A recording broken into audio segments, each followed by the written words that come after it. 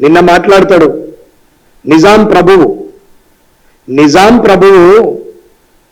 Nizam college కట్టించిండు, మూసీ నది చేసిండు, అట్లాగే హుసేన్ సాగర్ కట్టిరు.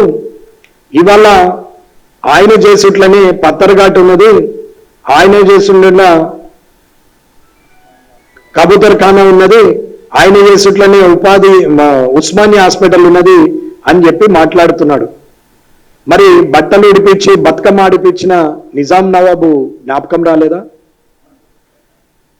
ఈ తెలంగాణ, ఈ నిజాం స్టేట్లో ఉన్న ప్రతి ఒక్కరిని పన్ను వసూలు చేసి, రక్తం పిండి, పాలు పిండి, ఆడవాళ్లను మానభంగం చేసి పన్నులు వసూలు చేసిన నిజాం ప్రభు జ్ఞాపకం రాలేదా రేవంత్ రెడ్డి గారు? ఏం మాట్లాడతారు? ఎదురుగా అక్బరుద్దీన్ గారు ఉంటే మీకేమన్నా గజగజ అన్నదా? అక్బరుద్దీన్ గారిని చూస్తే ఏమన్నా చేవ చచ్చిపోయారా? అదా మీ పొగుడుతా? అక్బరుద్దీన్ గారికి మీరు చెప్తూ పోతున్నారా? ఇంకా నిజాం ప్రభు పెట్టిన భిక్షనే మన బతుకు అన్నట్టు మాట్లాడుతున్నావు. మన రక్తమాంసాలను పిండి, ఆడవాళ్ళ చనుబాలు పిండి, ఆడవాళ్లను మనభంగం చేసి మన నిజాం స్టేట్లో ఉన్న ప్రజల రక్త మాంసాలతోని పిండి వసూలు చేసి వల్ల హైదరాబాద్ నగరము ఆయన చోకుల కోసం తయారు చేసుకుంటే అదేదో ప్రజల కోసం తయారు చేసినట్టు మాట్లాడుతున్నావు రేవంత్ రెడ్డి గారు. దీనికి ఏమన్నా న్యాయం అనిపిస్తుందా? ఏమన్నా అర్థం ఉందా? తెలంగాణ విమోచన దినోత్సవం సెప్టెంబర్ 17 రోజు చేయాలని చెప్పి ప్రజలందరూ కోరుతా ఉంటే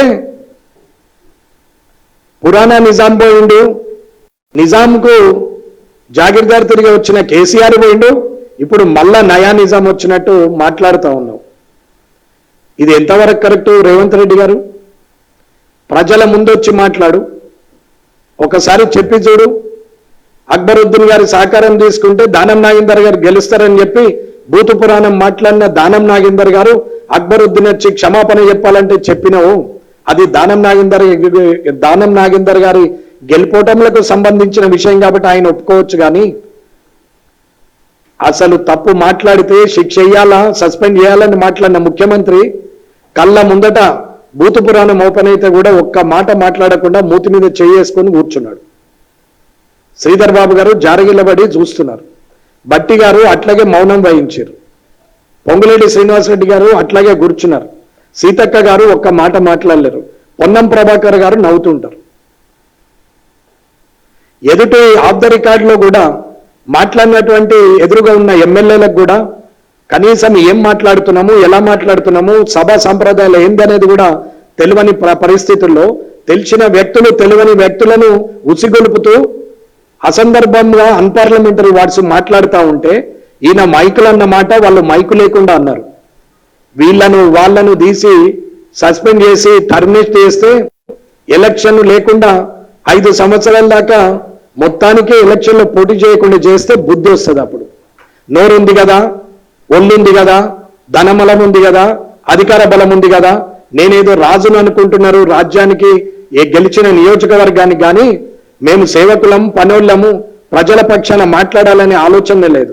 95 గంటలల్లో కనీసం గంట సేపు కూడా ప్రజా సమస్యల మీద మాట్లాడలే. ఎంతసేపు భూత పురాణము, 70 గంటలు భూత పురాణము, 10 గంటలు ప్రొటెస్టు, ఒక 5 గంటలు వాళ్ళు 10 గంటలు వారు చేసింది వావా అనుకోవడానికి, వావా జపానా అనుకోవడానికే సమయం సరిపోలేదు. జపానా అనడానికి ఇక ఉంటే ఒక అరగంట గంట ఉండొచ్చు. ఇది అసెంబ్లీ సమావేశాల విషయం.